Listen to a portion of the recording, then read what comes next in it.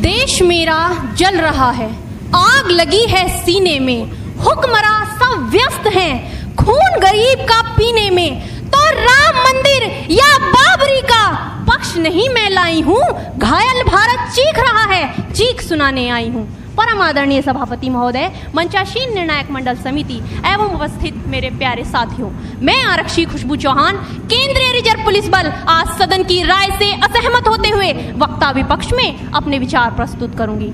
महोदय, दर्द हद से तब गुजरने लगता है जब मेरी आंखों के सामने ताज, पुलवामा, छत्तीसगढ़ में शहीद हुए जवानों के शत विशत अधजले शरीर के टुकड़े, रेत के टीलों से ऊपर जाती लाशों के ढेर और कश्मीर की खून से सनी लाल रंग की सड़कों के दृश्य सामने आते हैं।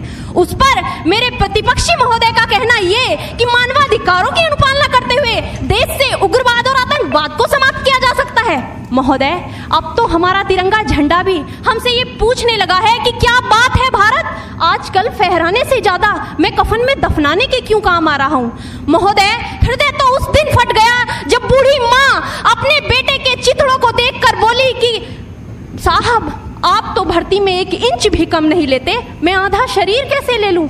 महोदय, आज इन मानवाधिकारों के कारण इन आतंकियों के बंगलों की आकाओं की नाकफनी हंसती है और शहीद हुए हमारे जवानों के आंगन की तुलसी रोती है। जब एक शहीद हुए जवान की विधवा की वेदना चीख चीख कर ये कहती है कि प्यार भी भरपूर गया, मांग का सिंदूर गया, नन्हे नौनिहालों की लंगोटियां चली गई, छोटी छोटी बेटियों की चोटियां चली गई और आपके लिए तो एक आदमी मरा है साहब, मेरे घर की तो रोटियां ही चली गई।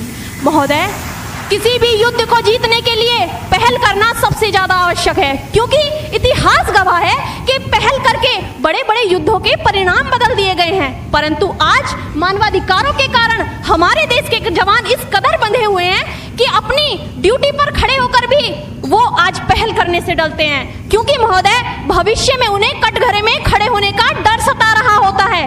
वो ये जानते हैं कि चाहे एक उग्रवादी की राइफल से निकलने वाली गोली को ये तय करना पड़े या ना पड़े कि वो किसे लगेगी, लेकिन हमारी राइफल से निकलने वाली हर गोली को ये निर्णय लेना पड़ता है कि चाहे वो किसी निर्दोष को लगे, दोषी को लगे या ना लगे, परंतु किसी निर्दोष को नहीं लगनी चाहिए। यदि ऐसा हुआ तो ना तो ये समाज हमें छोड़ेगा, ना ही तिल का ताड़ बनाने वाली ये मीडिया हमें छोड़ेगी। और महोदय, मानवाधिकार के तले किसी जवान को दबाकर युद्ध के मैदान में छोड़ देना कोई वीरता नहीं, एक आत्महत्या है। क्योंकि महोदय, फूल को श्रृंगार दो ये मुमकिन नहीं और एक वीर को झनकार दो ये मुमकिन नहीं। जो हाथ बांधे सेना के, ऐसे मानवाधिकार का पालन संभव नहीं।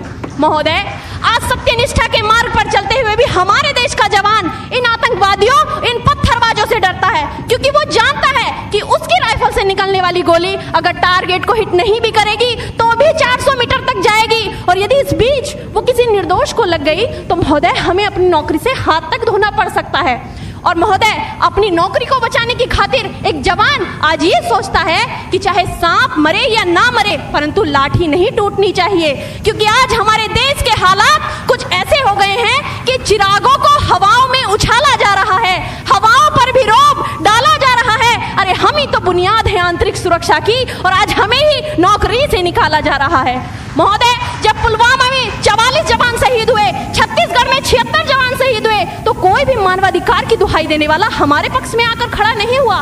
परंतु जब जेएनयू विश्वविद्यालय में एक देशद्रोही के द्वारा भारत तेरे टुकड़े होंगे, अफजल हम शर्मिंदा हैं जैसे देशद्रोही नारे लगते हैं, तो सारे मानवाधिकार के ज्ञाता आकर उसके पक्ष में खड़े हो जाते हैं। तभी तो क्या कहा था उस देशद्रोही ने कि तुम एक अफजल को मारोगे, हर घर से अफजल निकलेगा। तो मैं भारत की बेटी अपनी भारतीय सेना की तरफ से आज ये ऐलान करती हूँ कि उस घर में घुसकर मारेंगे जिस घर से अफजल निकलेगा, वो कोख नहीं पलने देंगे जिस कोख से अफजल निकलेगा।